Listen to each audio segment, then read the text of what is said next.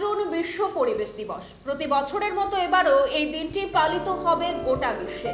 এই বিশ্ব পরিবেশ দিবসকে সামনে রেখে পলিউশন কন্ট্রোল বোর্ডের তরফে নেওয়া হয়েছে বিভিন্ন কর্মসূচি।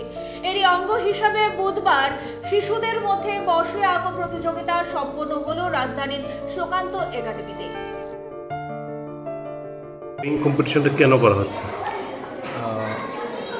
আপনারা সবাই জানেন যে প্রতি বছরই 5 জুন বিশ্ব পরিবেশ দিবস উদযাপিত হয়ে থাকে।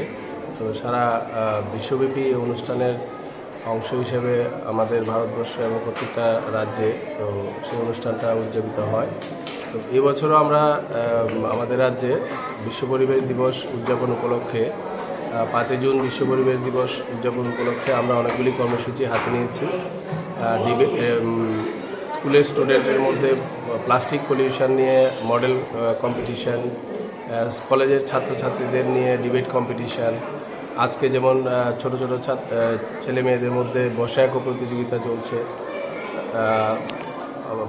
আগামীকাল 5 তারিখ সকালবেলা মাস র্যালি আমরা একটা আয়োজন করেছি। তারপরে প্রাইজ ডিস্ট্রিবিউশন এবং মূল যে অনুষ্ঠানটা হবে সেটা প্রজ্ঞাভবনে আমরা করব। সেমিনারের আয়োজন আমরা করেছি। তো এই বছরের যে মূল ভাবনা সেটা হচ্ছে এন্ডিং প্লাস্টিক পলিউশন।